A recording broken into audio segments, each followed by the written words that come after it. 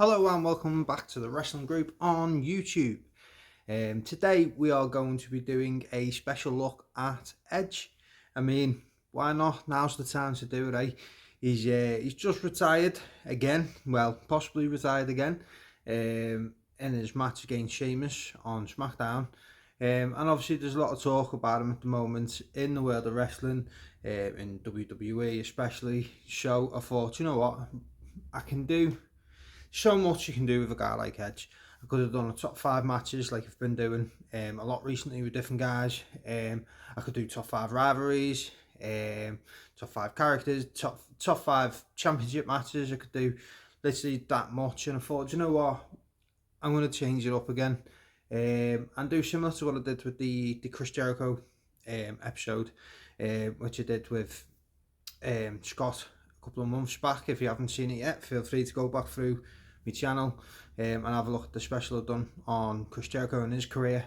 So I thought, you know what, that's the way I'm going to go in regards to Edge, the rated R superstar.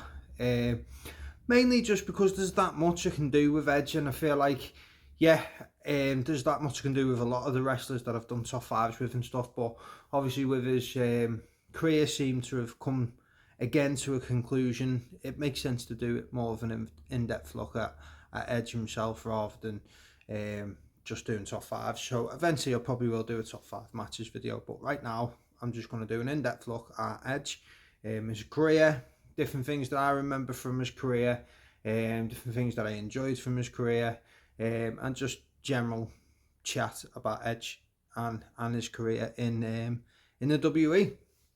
So, I mean, what can be said about Edge? Well, Hall of Famer, legend, you know, like I say, rated R superstar. It's just absolute phenomenal talent, brilliant in the ring. His character work, absolutely fantastic, you know. He's a massive draw, a big fan favourite. So we're going to look at different parts of Edge's career in a bit more depth, and it won't just be, like say, a rankings video. So I'll just run through his accolades so we know just how good the man named Edge was. So he's a 7-time World Heavyweight Champion, 4-time WWE Champion, 5-time Intercontinental Champion, 1-time WCW United States Champion, 12-time World Tag Team Champion, 7 with Christian, 2 with Chris Benoit, 1 with Hulk Hogan, 1 with Randy Orton, and 1 with Chris Jericho. He's a 2-time WWE Tag Team Champion, once with Rey Mysterio and once with Chris Jericho.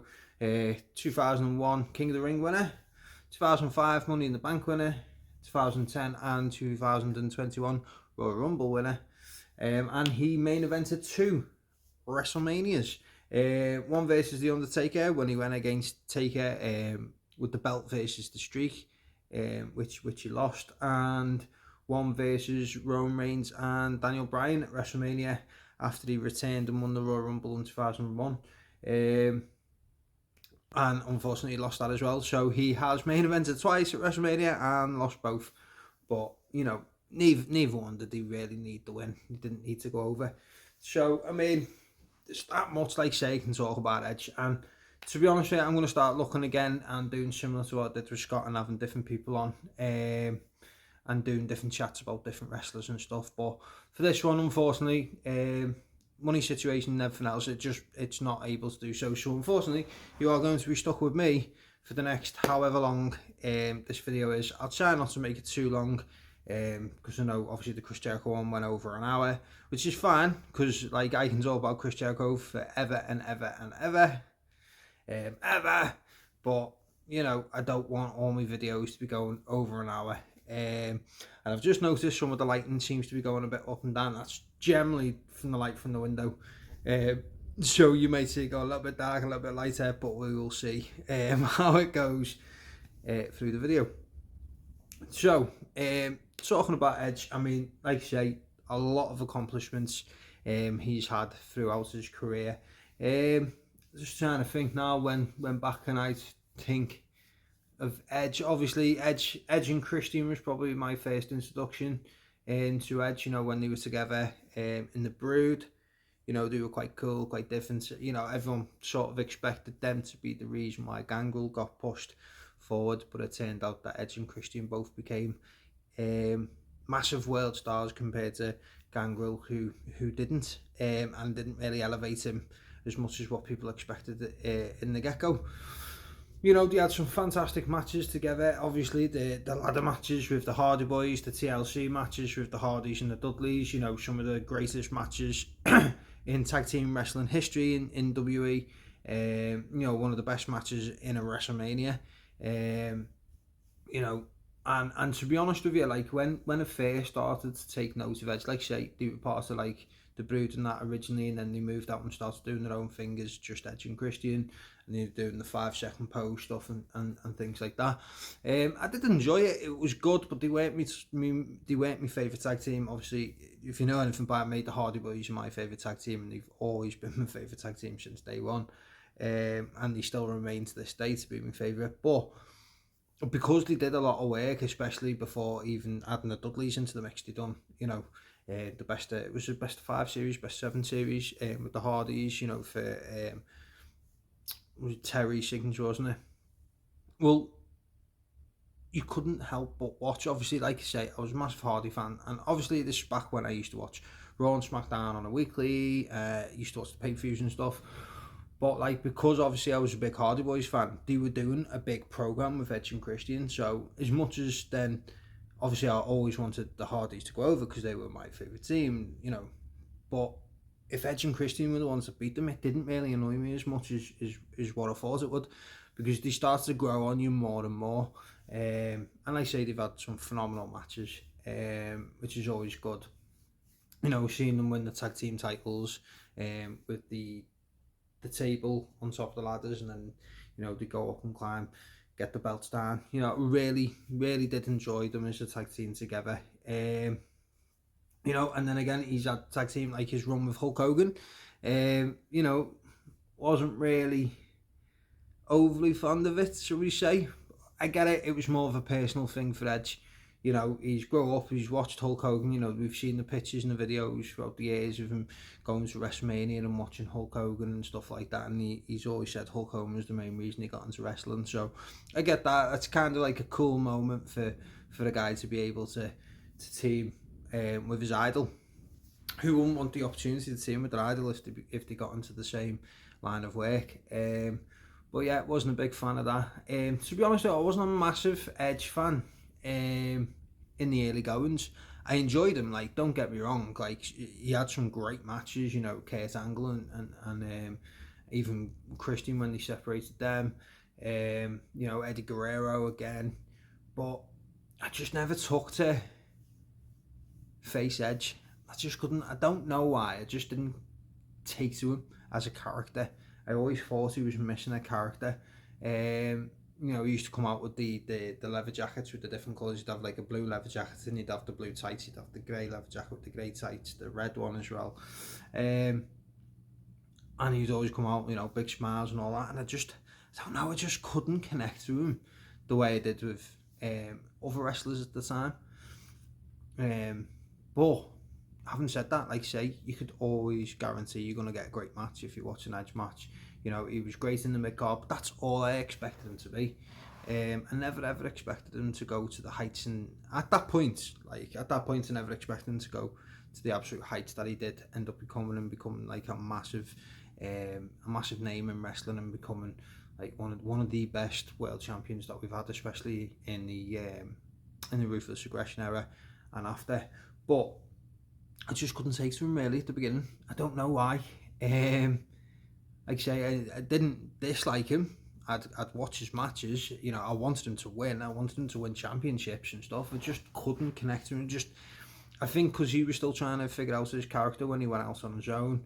I feel like it was hard to watch. And then obviously when he then injured his neck and had to go and get the neck surgery the first time, and he was out for like 9 months, and then he come back and he had a bit of a chip on his shoulder and stuff. It was sort of like you could see something was brewing. He was probably going to turn heel.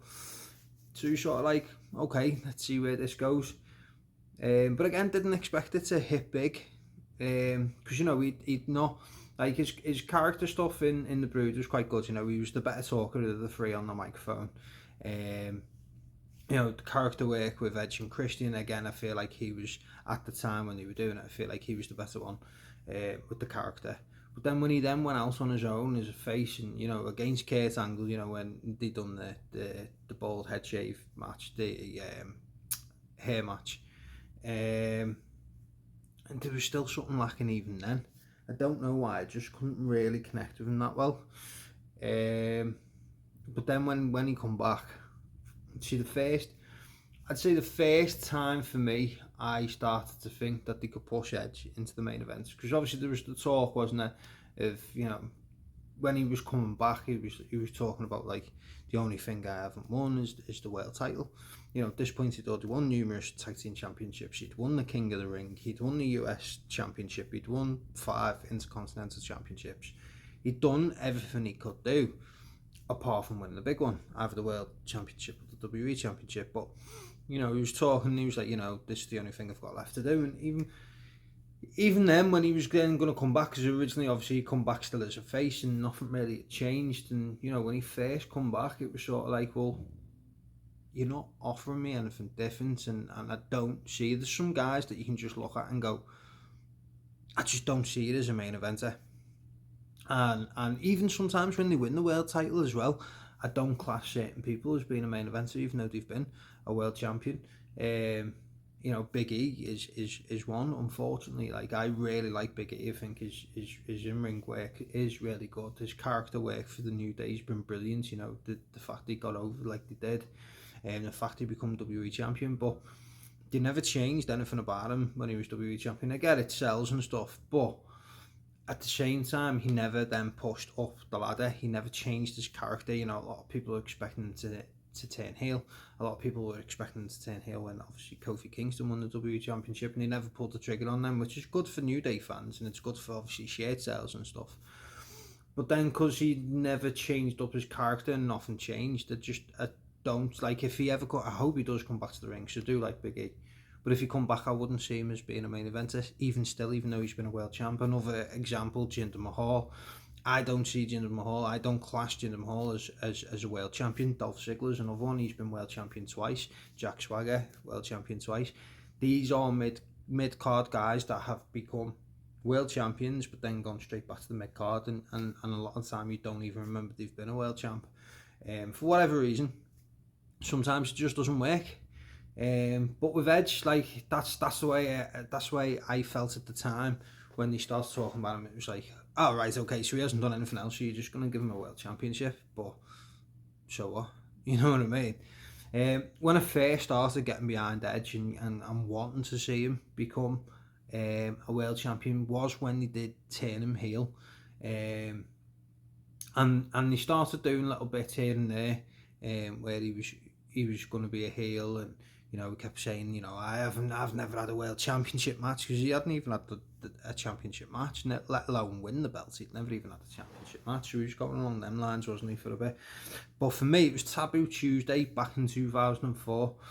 Now, if you are watching this video, I'm not going to assume everyone knows about Taboo Tuesday and everyone's seen it, because they only ran, what was it, 2 in the end, 2004 and 2005. And back then, it was a massive thing. You could go onto the WWE website and you could vote for certain things, like there'd be a special guest referee, so you could vote for which referee. You could vote for a type of match that wrestlers would be in. So obviously the main event of this one was Randy Orton versus Ric Flair, which fans voted for it to be in a steel cage. Now, obviously there's talk, and you know, you can believe what you want to believe. You know, some people still believe that everything was fixed and everyone knew what they were doing. Wrestlers have even said, even since leaving WWE, and have literally no reason to, especially in today's world where kayfabe's completely gone, there's no reason for them to turn around and say, oh yeah, we didn't know nothing about it until it happened. There's no reason for them to do that now. They could talk about it now and it not be frowned upon, because everyone talks about everything now in wrestling. You know, how many people got podcasts and stuff.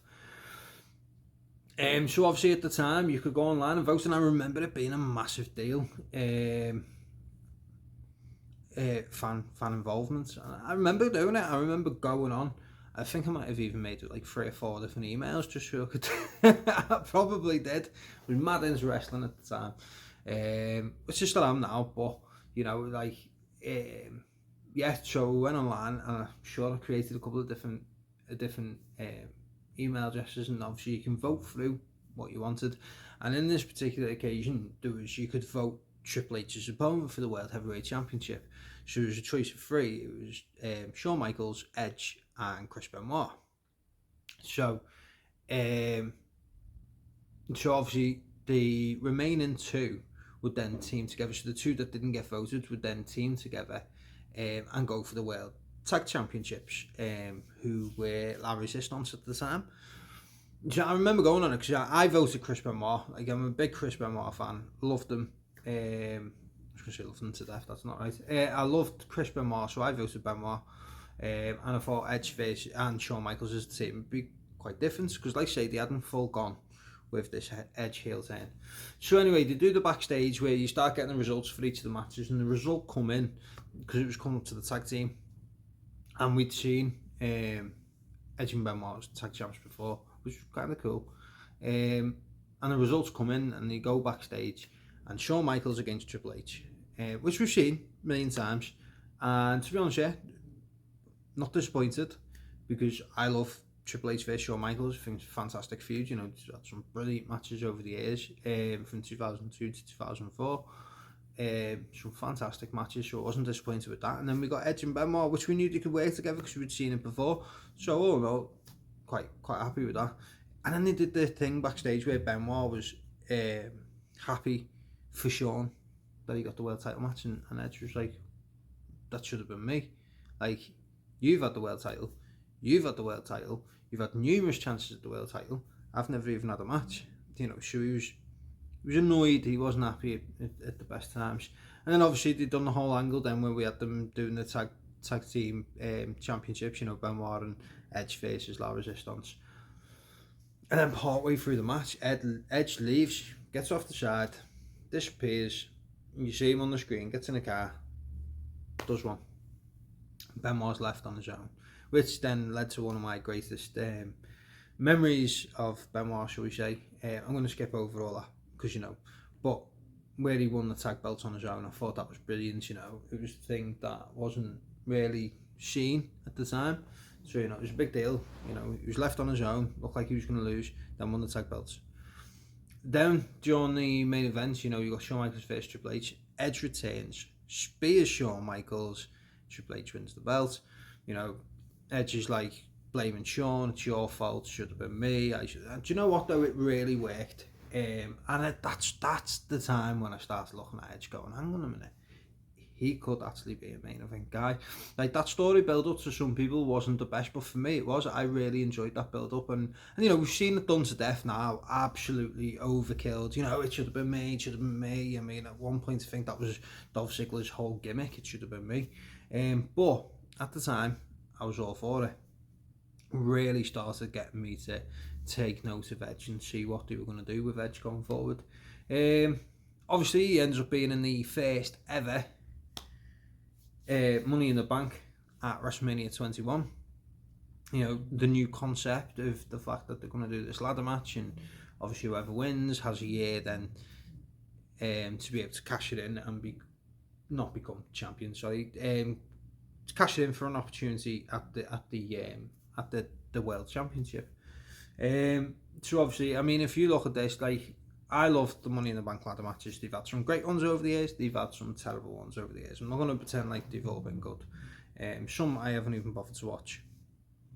Like the one that they done during COVID, where they done it in a building and someone got through off a roof and someone lost an eye or something. I didn't even bother with that. But if you look at this, I mean, you look at the talent involved in this. You got Edge, obviously, who's trying to push his way to become world champion. You've got Chris Jericho, who hasn't been world champion for a little while, trying to get back up there. You got Shelton Benjamin, again, never been world champion.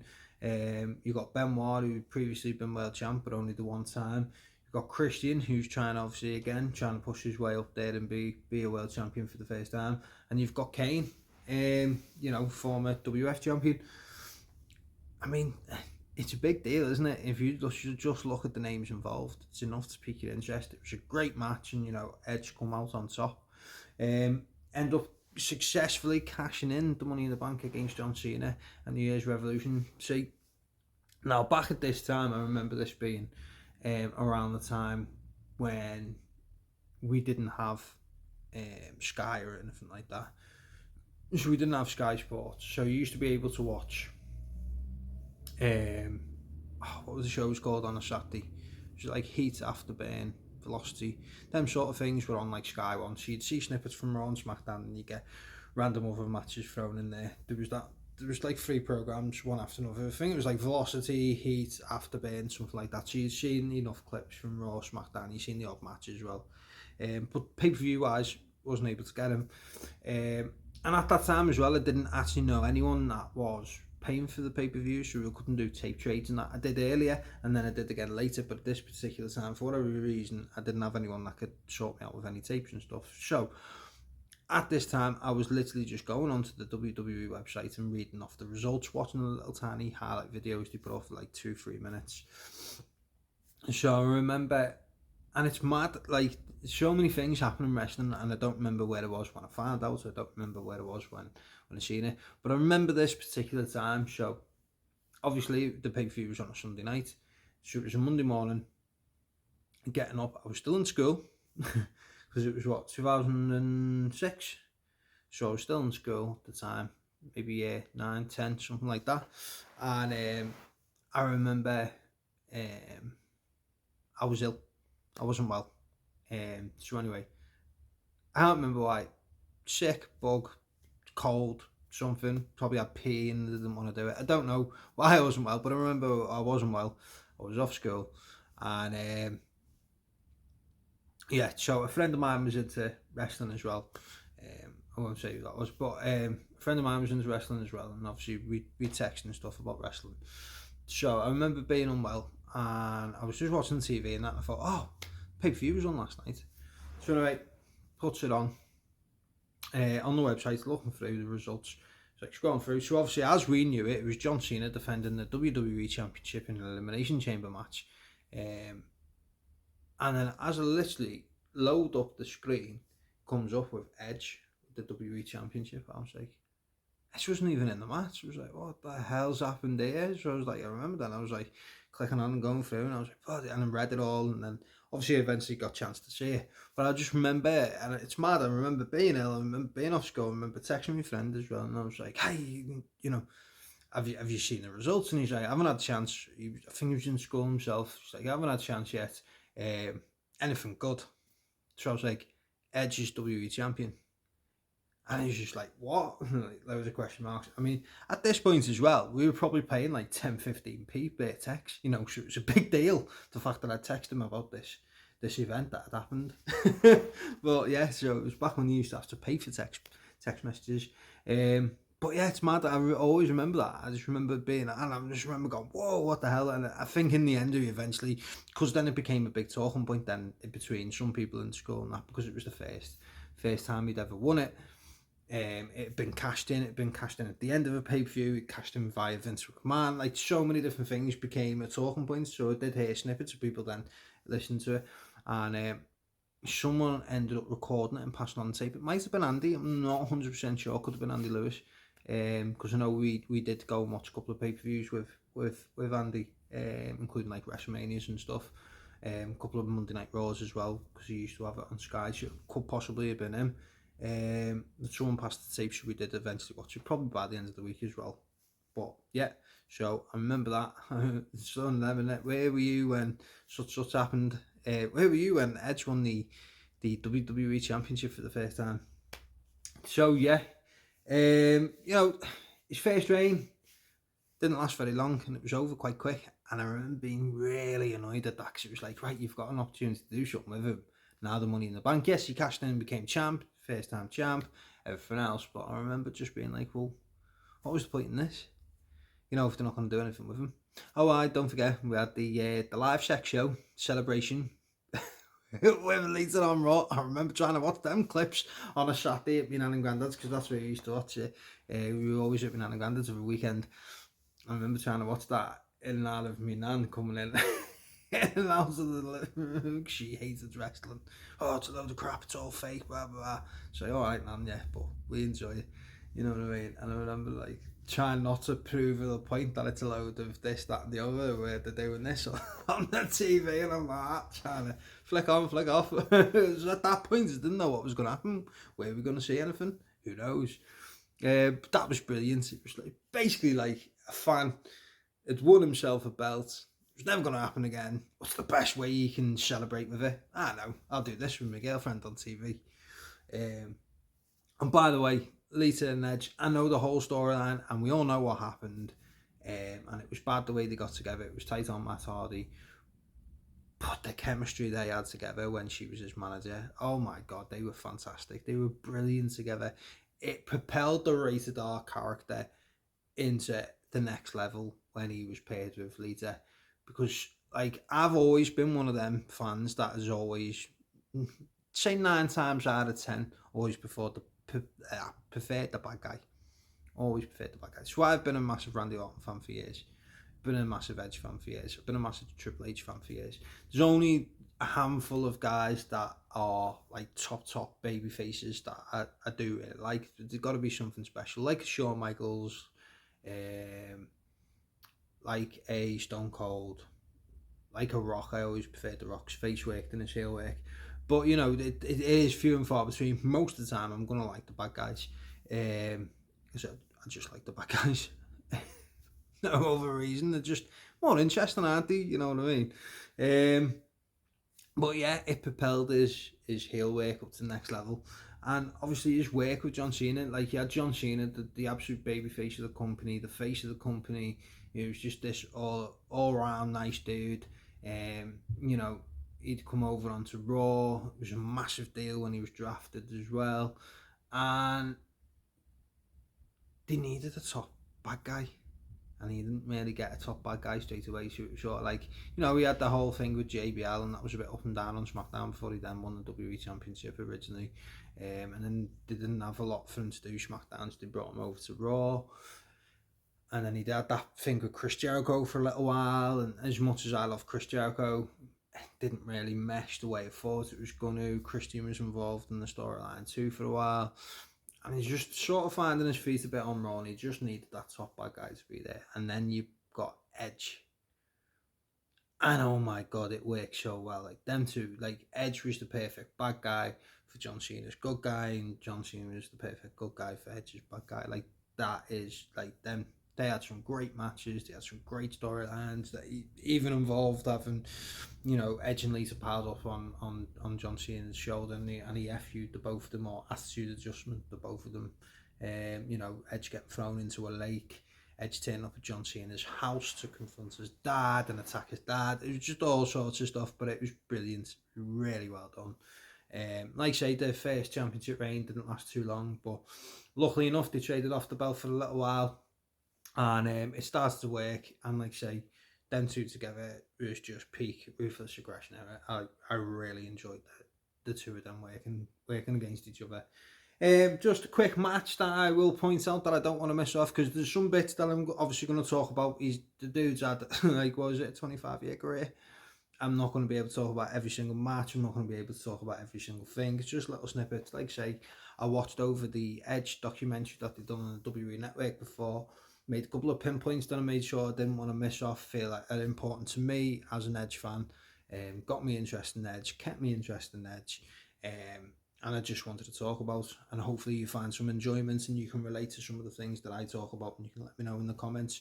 Some of your best Edge moments. Some of your best Edge matches. But one match I do want to talk about is the TLC match with Ric Flair on Raw for the WWE Championship. Now, we know we had the TLC match against John Cena at a pay-per-view, which was brilliant, really well done. But I wanted to really talk about the one with Ric Flair because, you know, this for me was after Evolution. So, like, I remember obviously I watched WCW years ago, and I remember watching Ric Flair in WCW, and I thought he was good. I didn't think he was as great as what everyone was telling me he was. because still, even in the 90s, like, I mean, you say in the 90s he was winding down his career, but then he went on for how many more years, but it felt like he was sort of winding down his career towards the end of the 90s, early 2000s. Then he got lost for a bit, then he ended up in Evolution. But for the most part, he was the manager or he was Batista's tag team partner. Didn't do too much of the heavy graft. Batista did most of it. You know, doing a good tag team, though. Tag team champions twice, I want to say. So yeah, I mean, when I finally started to get more enjoyment out of Ric Flair was when they finally done him on a face run, which is strange, isn't it? Because like I say, I'm a big bad guy fan, and I did really enjoy some of his heel work that he did do, especially with Evolution and stuff like that. But I did really enjoy that little face run that he had in, what was it, 2005, 2006, when he became Intercontinental Champion, when he was facing the likes of Colito and stuff. But then, so obviously he was Intercontinental Champion, if I'm right, going into this match, and Edge was WWE Champion, and obviously made it for the WWE Championship, and it was Ric Flair's first ever TLC match. And who better to go against than you know, Edge? You know, if you talk about TLC, he's one of the very first people that you think of. Obviously, Edge, Christian, Hardy Boys, Dudley Boys, that sort of thing. But Edge definitely, because then he then went and done a lot of TLC matches later on in his career when he was doing a singles run as well. But a really good match. If you haven't watched it, it's available on the WWE Network. I'm not sure if it's available on YouTube, but go and check it out. It is a really enjoyable match. It's a lot better than really ever should have been. But even at one point, I was even willing for Ric Flair to win the WWE Championship. That's how good it was. But yeah, just didn't want to skip over that because I feel like, you know, there's loads of matches that you can talk about, but I feel like that one sort of doesn't get talked about enough, and it is a brilliant match. You know, Edge then goes on after, you know, his back and forth with John Cena and everything else. He goes over on SmackDown, ends up becoming Money in the Bank again. You know, they had it on Kennedy at the time. He had his issues backstage and whatever. He had an injury. So anyway, they take the belt off him. The briefcase off him. On Raw. They have a match on Raw. He takes the belt off him. Keep saying belt. Briefcase off him. And Edge becomes the second ever person to cash in a Money in the Bank contract. Sorry, not the second ever. The first ever to successfully cash in the Money in the Bank contract twice. And that is in 2007 on an episode of SmackDown against The Undertaker. Again, another really good rival of Edge's. I love the Edge and Undertaker stuff. You know, it was really good. The bits that I didn't really like about it was when Vicky Guerrero was involved, and then he created that La Familia faction thing with Chavo Guerrero and all that. I thought that just got a bit messy and a bit stupid, and wasn't really a fan of that. But the matches, you know, Hell in a Cell matches, the match at WrestleMania, you know, I think they had some really, really good matches. And you know, Undertaker's Undertaker, isn't he? You know, he can have some fantastic matches against, you know, a lot of people.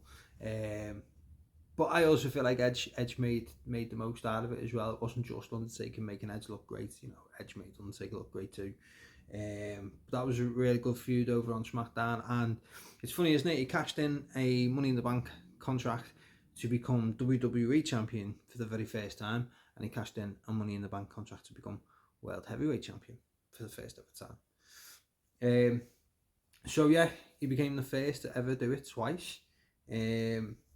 You know, so really good talk there about, you know, the fact that Edge became, he became known as like the ultimate opportunist then, didn't he? He got these opportunities and then he cashed in on them, you know, successfully twice. And, you know, who better to do it? I mean, he'd done it once, he could do it again, and it worked really well the first time, so why not do it? You know, you've got to take it off Mr. Kennedy, and he needs to do it quick with injuries and everything else.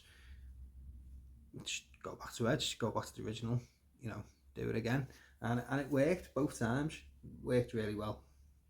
Also wanted to go on and talk about one of my favourite teams that didn't last very long, is Rated RKO. I loved Rated RKO, and the main reason I loved Rated RKO, like I said, I was a massive Randy Orton fan, I was a really big Edge fan, and then they put them together, and I thought, holy, you know, this is a team for me. And the fact that it wasn't just like they were separate, they come out, you know, they had the names together, Rated RKO, which was quite cool. You know, they had the mixed music. I remember downloading that on my phone, and you know, the mix of the two songs, you know, They were great together. I really enjoyed them. They should have went a bit longer than what they did. Understand why they didn't, but both being former world champs, but getting together to face against DX to try and destroy DX, and it was really good as well because I was a massive DX fan, especially the second time around. I know a lot of people don't agree. I prefer the second run than the original run, mainly because during the late 90s I was watching mainly just WCW, so I didn't see a lot of the DX stuff until after the fact. So then when I got to see it, witness it firsthand, and witness it live every week, during the reunion, I really enjoyed that. But up to this point, they'd only really wrestled with the McMahons, Big Show, Spirit Squad. Haven't really done a hell of a lot with teams, had they? I can't remember if this was before or after Jericho. But anyway, so they teamed together basically just to take out the X. I really, really enjoyed the Rated RKO and the X stuff. We had Rated RKO dressing up as the X, which, it, it was so bad, but it was so good at the same time. They end up going against tag team champions Ric Flair and Roddy Piper. Remember them as a tag team back in 2000 and what was it, 6, 7? They were tag team champions. They end up taking the belts off them, become tag champs, and then go into a storyline with the tag belts for a while, and they lose the tag belts, and then Edge ends up on SmackDown, Randy ends up on Raw. But I really enjoyed the run that they had. I feel like they could have had the belts a couple of times during that run, but we had little snippets. They had the occasional reunion years later, and even when Edge returned at the Royal Rumble after how many years out of wrestling, what was it, 9? They did the little thing where it was a bit of a tease, and then they ended up going against each other for a while. But I really, really enjoyed that, and like I say, mainly because it was two guys that I really enjoyed, which is the same with the X. I massively loved Shawn Michaels and Triple H. Thought they were both phenomenal. Really enjoyed them going against each other, and really enjoyed them together. And again, it's the exact same thing with Edge and Randy Orton. Massive Randy Orton fan, massive Edge fan at this point. Like I say, he's well into his Rated RKO, his Rated R gimmick. He's into the whole heel persona. Really, really behind Edge at this point as well. And when they put them together, I was like, wow. So yeah, what else have we got? Edge versus Mick Foley. Another match we'll talk about. Edge versus Mick Foley at WrestleMania 22. Oh my God, you can't talk about Edge and not talk about this. This started, Edge was already up at this point. He was already a main event guy. He'd been WWE champion at this point, and he wanted to get back there again. So what better way to do it? Face Mick Foley in a hardcore match at WrestleMania. Get yourself put through thumbtacks. Have your head absolutely cut open, and then spear Mick Foley from the ring apron through a flaming table outside. That's the spot everyone remembers. At the end of the day, if they're not looking at you properly about putting you back in the WWE Championship title picture, like say they had the belt, but they didn't put it on him that long, and then they started to look like they were going in a different direction, and then obviously he goes and does this as an absolute banging match with Mick Foley. Two of my favourite Mick Foley matches. Mad, isn't it? Two of my favourite Mick Foley matches were actually near the end of his career. Is one against Randy Orton at Backlash 2004, and is one at WrestleMania 22 against Edge. And if I do a top 5, which I probably will do at some point, I'd expect this. If it doesn't make it, it's going to be very close, because it is a really good match. And then again, like I say, it then pushes him again to a new height, again to another level, and shows again why Edge and Lita worked really well together. She was the one that lit the table on fire. I always remember watching it, seeing this, and it's like, oh no, he's on the outside, he's going to miss. He's not going to spear him. Mick Foley's going to elbow him, or he's going to stop him.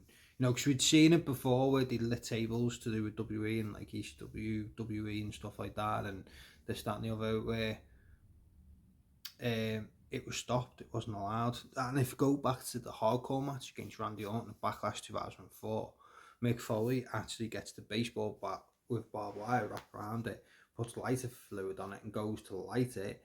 And Eric Bischoff comes out and says, if you light that, not only will the fire department shut us down, it'll be the end of the pay-per-view. You're going to send everyone home. They're not going to know the end of this match. You're not going to be able to finish your match. They're not going to be able to watch the rest of the pay-per-view, and it's all going to be your fault.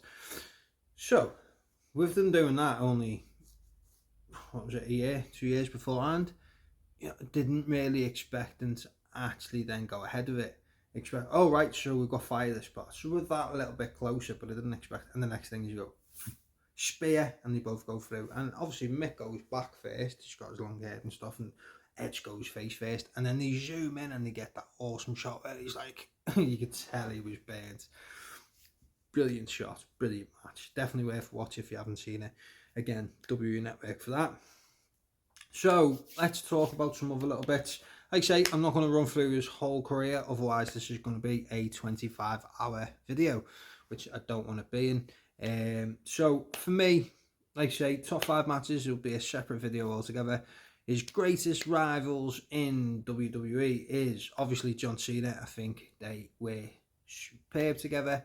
Perfect face, perfect heel. I think they both complemented each other really well and both pushed each other up to the next level. Undertaker, obviously, like I say, he had some fantastic matches, made sure that Edge stayed at the main event level. You know, their rivalry on SmackDown made, for me, SmackDown the better show to view. Not just their rivalry, but that was the main part of it. You know, Edge and The Undertaker, fantastic. The Hardy Boys, obviously, when he teamed with Christian, Edge and Christian versus the Hardy Boys, that was a really good rivalry that spanned us to ladder matches, TLC matches, you know, everything else. Christian, later when they done Edge and Christian, they had them split. Randy Orton, obviously when they teamed together and then split up and then come back after the retirement, and I had the greatest ever match in the world, or whatever it was, they did it. WrestleMania Backlash, was it? Matt Hardy, obviously their real life issues come on screen, and they had some really good matches. And he had that sick freak accident, didn't he, at SummerSlam where Matt got dropped instead of on the table. He hit the post afterwards, and his head swelled up within seconds, and they had to stop the match. Batista was another one. We haven't really talked about that, but Edge versus Batista on SmackDown for the World Heavyweight Championship. Again, another reason why SmackDown was so good at a certain particular point. So they are, for me, his best rivalries.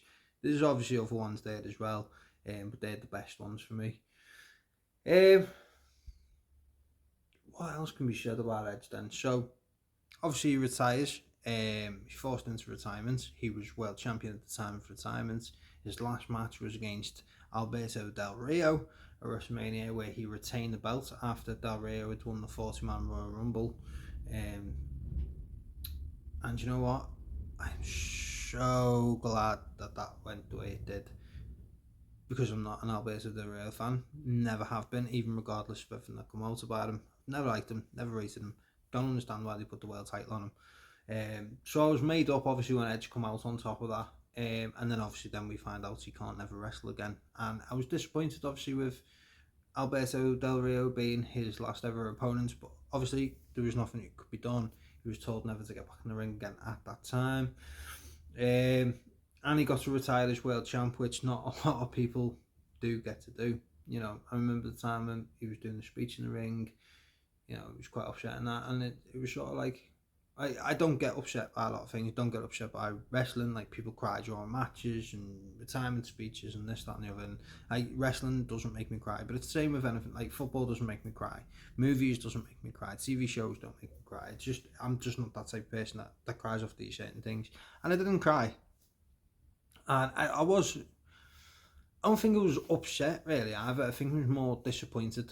I feel like it was more disappointment and more being gutted, the fact that, you know, we at least had, I mean, really we should have had at least another 8-9 years, but, you know, at minimum we had one last mega run for Edge, and we didn't get that. It was like the final chapter, which we weren't going to get at that time.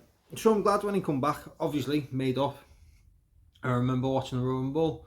We watched it live. You know, one of the few things that we've always managed to keep up on is watching Royal Rumble live, because it's my favourite match type. Watch the WrestleMania live for the most part. There's been a couple we haven't watched. But I remember the night before he posted a picture, which was a bit disappointed on, but I get why he did it. He posted a picture of his boots online with Scott the Buzz. People then thinking, oh, we're going to see Edge at the Royal Rumble. And then when he come out, it was phenomenal. Probably the greatest Royal Rumble return in history. I mean, the guy's been retired 9 years. We've been told he's never going to be wrestling ever again, and he come back. And one of the best things I love about Edge is, man, that dude feeds off his own entrance theme. Like there's no one else like him. I don't care what entrance. There's no one else like him. Especially if you go back, I've rewatched this entrance time and time again. I absolutely love it. It's superb. He comes back, and when he comes out, you can see he's welling up. You know, the emotion must have been nuts. Even like the whole build up and stuff, you know, obviously we got the 24 documentary and that, but you see him come out and he's welling up, and he literally looks like he's gonna bawl, he's gonna cry, and you can see he's like, wow, you know, this is probably a bigger reaction than he ever expected, you know what I mean? I think he knew he was over, and I think he knew he was deemed a legend, and I think he knew he'd had a fantastic career. But I don't think he realised just how much people missed him, and we did. We really missed Edge for a long period. So when he come out, and it just went nuts. He come out and he was like, whoa, he was proper taken aback. And he comes down, he walks down the ramp, and you could see it in his face, the emotion and everything, just thinking, holy crap, this dude's not going to be able to do anything because he's just going to be sobbing in the corner in a minute. And he puts his head down, and then he gets to that point in his music, doesn't he? And he puts his head down, and he comes back up, and it's game time. His game faces, and it just changes. Absolutely unreal. It's like, honest to God, it's phenomenal. Like, he literally puts his head down, has a little chat with himself, whatever, like, it's game time, something, whatever, like that. And as he comes, every time when he comes back up, he feels that entrance music, he gets in the zone, and it's just like, Adam's gone, Edge is here. No one else does it like he does. Honest to God, I pop every time I see that. You know, obviously we were disappointed that his first spear back, they didn't catch originally live on TV. Obviously they ended up putting it on so we could see it. But when he first come, when it was live, we just heard them shout spear, and the next thing, it was a Dolph Ziggler, I think. He was just rolling around on the floor, and was like, oh, like, first spear, back in wrestling. Missed it. But yeah, obviously, I say, probably the greatest return ever in Royal Rumble history. And like I say, the dude feeds off his entrance like no one else. I mean, I was also watching one of my other favourite entrances of his is the Brood entrance, when he, you know, after his return, and he started doing the bit where he was coming out, like that Brood jacket as well. How amazing was that? Where he then come back, because he faced Seth Rollins and the Miz as well, didn't he, with the Brood gear, and he comes out of underneath the ground and the flames and that, and he's got that jacket on, and it looks cool again. It's like the music on the old Brood theme. It's like, wow, never thought we'd hear this again. And then he comes out, and it's like, it's got the Brood theme, and then he stops and he puts his head down again, you know, where he comes up like that, and he goes, you think you know me? And he comes up and he's like, ah! And he's like proper feeling his whole, like, honest to God, he's feeling his entrance like no one else feeds off his own entrance music. Like, it makes me buzz, like it makes me like hyped as well. Like, he gets hyped, so I get hyped. Hey, stay hyped. No, but seriously, like, watch that. Just watch it where he's in the Brood. I don't remember which one was it, because I watched them both, and then I watched them both a couple of times because I proper buzz off it. Like, his entrance is one of the best. His music's phenomenal, but his entrance is one of the best. Just watching for his reactions. I don't know if anyone else ever noticed it. Go and watch it. Watch both of them, because I can't remember which one it is. Well, I know he does it on both, but there's one where he actually, literally, when he comes up, he screams. He's like, ah! And it's like, ah! That's amazing. So yeah, for me, his return was good. Did enjoy it. You know, feel like he could have possibly won the first Royal Rumble. Because then I feel like the next year, when he then come back in the Royal Rumble, and we got Christian obviously returning, I think it was obvious then that he was going to win that Rumble. It's a bit unfortunate. I love the Royal Rumble, but I prefer if it wasn't as obvious as it has been of late. Obviously, the Cody Rhodes one is probably the most predictable Royal Rumble win in absolute history of Royal Rumbles, with Rhea Ripley probably being the second most obvious. It's getting a bit annoying and it's too predictable. I used to love it back in the day when you weren't too sure. You sort of had an inkling, maybe not. Now you can pretty much pick it every year. I feel like, that I played a little bit of a downer on that. I feel like Edge could have been a world champion again. I feel like he probably should have been a world champion again, Everyone wanted to see it just that one last time. And I feel like if Roman Reigns wasn't a world champion at the time, Edge would have definitely have been a world champion his last run. Not going to gloss over the fact that obviously he created the Judgment Day, which I was really impressed with. I did enjoy that. I think he did really well bringing Rhea Ripley in because she'd gone a bit stale. I think he done amazing bringing Damian Priest in. I was always a fan of Punishment Martinez in Ring of Honor. I was a fan of Priest when he was in NXT, and I was hoping he was going to find his foot on the main roster, and luckily, and I believe literally fully responsible is the Judgment Day, and that's why. And then obviously we got Finn Balor taking over, which was perfect. I feel like unfortunately it's gone a bit stale again. They should have really pushed Finn Balor to the heights that he was once earmarked for. For me, Finn Balor should have been the world champion during this run with Judgment Day. Looks like they're going to end it. Really hope they don't. I feel like we've had Bloodline storyline for about 25 years. It feels like longer than Edge's career. No, but seriously, the Bloodline story's been going like 2 or 3 years. Yes, we don't want enough faction to last that long, but I feel like there's so much untapped potential with this faction of Judgment Day that I feel like they shouldn't end it soon, or they shouldn't kick anyone out and replace them. We had that with Edge. Edge come in, he started the group, and then he bowed out to let Finn Balor take over. For what purpose, though? Like, if Finn then had to become a world champion, whether it be Universal, WWE, World Heavyweight, whatever they're calling the belts nowadays, then it'd have made sense. Now, at the moment, Edge has passed over this faction for no apparent reason, really.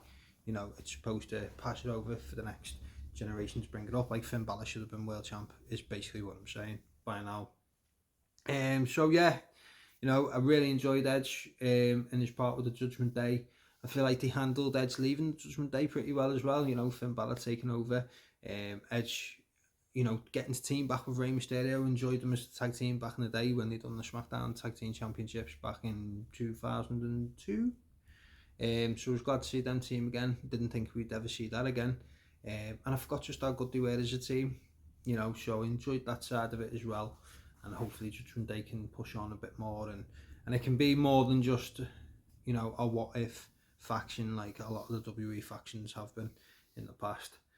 But did enjoy his little change in music as well. That was quite cool. So it brings us pretty much to the end.